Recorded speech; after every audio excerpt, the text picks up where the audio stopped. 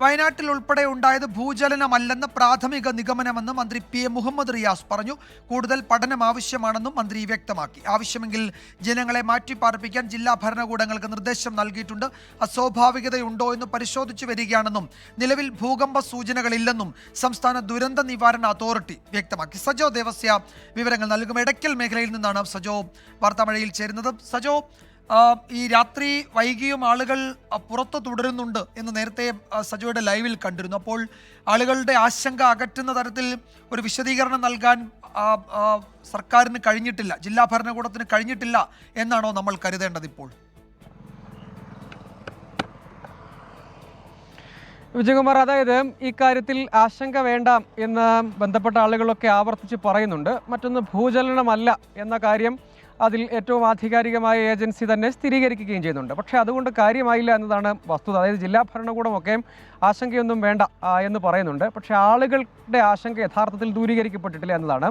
മറ്റൊന്ന്, ഇതെന്ത് പ്രതിഭാസമാണ്, യഥാർത്ഥത്തിൽ എന്താണ് എന്ന കാര്യത്തിൽ ഒരു ക്ലിയർ പിക്ചർ ആളുകൾക്ക് കിട്ടിയിട്ടില്ല. ഇപ്പോൾ ഞാൻ ഏറ്റവും ഒടുവിൽ നിന്ന സ്ഥലത്ത് നിന്ന് മിക്കവാറും ആളുകൾ സ്വമേധയാ തന്നെ അവിടെ നിന്ന് മാറിപ്പോയി എന്നതാണ് ഒരു കാര്യം. അതായത് അവരുടെ ഇടയിൽ അവർക്ക് വലിയൊരു ആശങ്കയുണ്ട്. ആ പ്രദേശത്ത് ഗ്രൗണ്ടിൽ ആളുകൾക്ക് കൃത്യമായി അവരുടെ ആശങ്ക ദൂരീകരിക്കുക, ഒപ്പം ആ ഗ്രൗണ്ട് സ്റ്റഡി നടത്തുക എന്നതടക്കമുള്ള കാര്യങ്ങളുണ്ട്. അവിടെ സാധാരണഗതിയിൽ അതിൽ കുഴപ്പമില്ല എന്നൊരു വാക്ക് മാത്രം പറഞ്ഞു പോവുക എന്നതിൽ അവർ തൃപ്തരല്ല എന്നതാണ് ആളുകളുടെ പ്രതികരണത്തിൽ നിന്ന് നമുക്ക് വ്യക്തമാകുന്നത്. മിക്കവാറും ആളുകൾ അതേ നിലയ്ക്ക് തന്നെയാണ് നമ്മളോട് സംസാരിച്ചത്.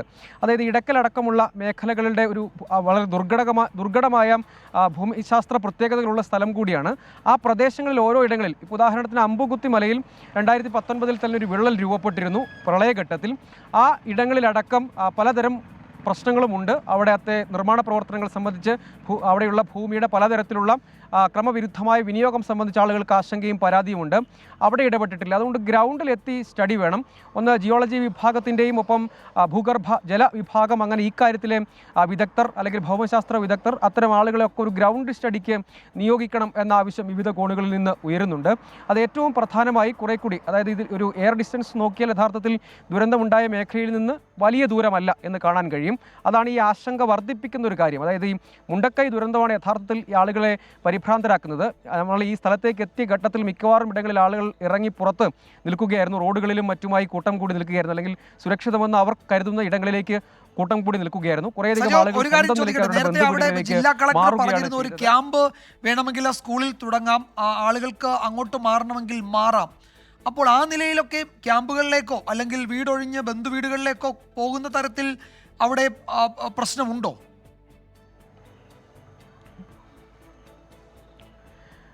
വിജയകുമാർ, യഥാർത്ഥത്തിൽ അതിൻ്റെ ആവശ്യമില്ല എന്നാണ് ജില്ലാ ഭരണകൂടം അസന്നിഗ്ധമായി വ്യക്തമാക്കിയിട്ടുള്ളത്. പക്ഷേ ആളുകൾ അവരുടെ സ്വന്തം നിലയ്ക്കുള്ള ആശങ്ക കൊണ്ടാണ് അവർ മാറി താമസിക്കുന്നത്. അങ്ങനെ ആശങ്കപ്പെടേണ്ടതില്ല, അങ്ങനെ പരിഭ്രാന്തരാകേണ്ട കാര്യമില്ല, യഥാർത്ഥത്തിൽ പരിഭ്രാന്തരാകേണ്ട കാര്യമില്ല. പക്ഷേ ഈ ഫീൽഡിൽ ഈ കാര്യം ആളുകളെ കുറെ കൂടി ബോധ്യപ്പെടുത്താനുള്ള ശ്രമങ്ങൾ യഥാർത്ഥത്തിൽ ഉണ്ടാവേണ്ടതാണ് എന്നതാണ് ഒരു വസ്തുത. ഈ കാര്യത്തിൽ ഈ പ്രതികരണം സാധാരണഗതിയിൽ ആശങ്ക വേണ്ട, ജാഗ്രത മതി എന്ന് നമ്മൾ തുടർച്ചയായിട്ട് അങ്ങനെ ആവർത്തിച്ച് പറയും. പക്ഷേ അതിനപ്പുറത്തേക്ക് ആളുകളെ കൂടി, ഒന്നുകിൽ അത് ആളുകളെ ബോധ്യപ്പെടുത്തുക, വസ്തുതകൾ കുറെ കൂടി വ്യക്തമായി ആളുകളെ കൃത്യമായി ബോധ്യപ്പെടുത്താൻ ശ്രമിക്കുക എന്നൊരു പോംവഴി മാത്രമേ ഉള്ളൂ. അത് ഗ്രൗണ്ട് ലെവലിൽ തദ്ദേശ സ്ഥാപനങ്ങളെയും ജനപ്രതിനിധികളെയും കൂടി വിശ്വാസത്തിലെടുത്തുകൊണ്ട് ചെയ്യേണ്ട ഒന്നാണ്. ക്യാമ്പുകൾ യഥാർത്ഥത്തിൽ ഒരു ക്യാമ്പും തുറന്നിട്ടില്ല, അങ്ങനെ ഒരു ആവശ്യകതയില്ല. ആളുകൾക്ക് എന്തെങ്കിലും സ്വയം ആശങ്കയുണ്ടെങ്കിൽ അവർക്ക് സ്വയം മാറി താമസിക്കാം. ആവശ്യപ്പെട്ടാൽ, ആശങ്കയുണ്ട് അതുകൊണ്ട് ആവശ്യപ്പെട്ടാൽ ക്യാമ്പുകൾ ഒരുക്കാം. പക്ഷേ ഇങ്ങനെ ആളുകളെ മാറ്റിപ്പാർപ്പിക്കേണ്ട ഒരു സാഹചര്യവുമില്ല, അങ്ങനെ ഒരു ആശങ്കയും വേണ്ട, ഒരു പരിഭ്രാന്തിയും വേണ്ട എന്നാണ് ജില്ലാ കളക്ടർ തന്നെ വ്യക്തമാക്കിയത്. മന്ത്രിയും ഒപ്പം തദ്ദേശ സ്ഥാപനങ്ങളിലെ ഉദ്യോഗസ്ഥരുമൊക്കെ അതേ നിലയ്ക്ക് തന്നെയുള്ള പ്രതികരണമാണ് നടത്തിയത്. ഇതൊരു സ്വാഭാവിക പ്രതിഭാസമാകും എന്ന് വിദഗ്ധർ പറയുന്നുണ്ട്. കാരണം ലാൻഡ് സ്ലൈഡൊക്കെ നടന്ന ഇടങ്ങളിൽ, അതിന് സമീപ പ്രദേശങ്ങളിൽ സ്വാഭാവിക പ്രതിഭാസം റവന്യൂ വകുപ്പോ അതിൽ ഒരു കൃത്യമായ മറുപടി പറയുന്നില്ലല്ലോ. അപ്പോൾ ഈ മേഖലയിലൊക്കെ വന്ന് പരിശോധന നടത്തി എന്താണ് എന്നതിൽ ഇപ്പോൾ ഒരു പകൽ കഴിയുന്നു. അപ്പോൾ ആളുകളുടെ സംശയങ്ങൾക്ക്, ആശങ്കകൾക്ക് ഒരു നിവൃത്തി വരുത്തേണ്ട സമയമായല്ലോ. പ്രത്യേകിച്ച് നമ്മൾ ഈ വലിയൊരു ഉരുൾപൊട്ടൽ ദുരന്തത്തിൻ്റെ ആഘാതത്തിൽ നിന്ന്, നടുക്കത്തിൽ നിന്ന് മോചിതമായിട്ടേ ഇല്ല. അപ്പോൾ വേറൊരു ആശങ്ക, അപ്പോൾ അത് വേഗത്തിൽ പരിഹരിക്കേണ്ടതാണല്ലോ. ആ മേഖലയിലെ ജനങ്ങൾ അനുഭവിക്കുന്ന പ്രശ്നം എത്രയാണെന്ന് നമ്മൾ നേരിൽ കണ്ടതാണ് ആ സ്ഥലത്ത് നിന്ന്. അപ്പോൾ അതിനൊരു ഇടപെടൽ വേണ്ടതല്ലേ സജോ?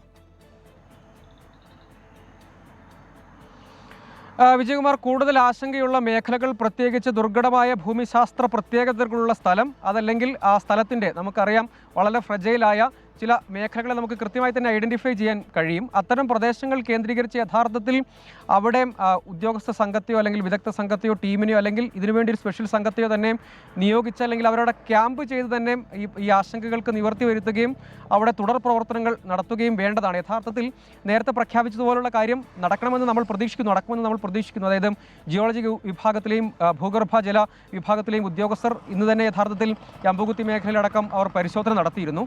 അക്കാര്യത്തിൽ സാധ്യമായ വിദഗ്ധരുടെയോ അല്ലെങ്കിൽ ടീമിനെയോ ഒക്കെ നിയോഗിച്ച് ഏതൊക്കെ വകുപ്പുകളാണോ ഏകോപനം ആവശ്യമുള്ളത് അവരെ നിയോഗിച്ച് റവന്യൂ വിഭാഗത്തെയും തദ്ദേശ വകുപ്പ് ഉദ്യോഗസ്ഥരെയും ജനപ്രതിനിധികളെയും ഒക്കെ നിയോഗിച്ച് യഥാർത്ഥത്തിൽ ഗ്രൗണ്ടിൽ ഫീൽഡ് സ്റ്റഡി നടത്തുകയും ആളുകൾ എന്തെല്ലാം വിവരങ്ങൾ പറയുന്നു, ആശങ്കകൾ പറയുന്നു, അവിടെ എന്തെല്ലാം ഇടപെടലുകൾ അടിയന്തരമായി നടത്തണം എന്നീ കാര്യങ്ങളിൽ യഥാർത്ഥത്തിൽ വളരെ വേഗത്തിലുള്ള ഒരു പഠനവും ഇടപെടലും ഉണ്ടാകേണ്ടതാണ്.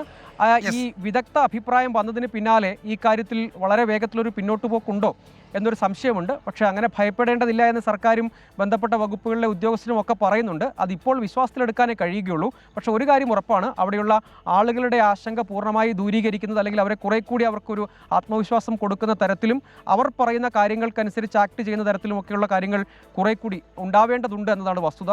നമ്മൾ കണ്ട ഭൂരിപക്ഷം ആളുകളും അത് തന്നെയാണ് പറയുന്നത്.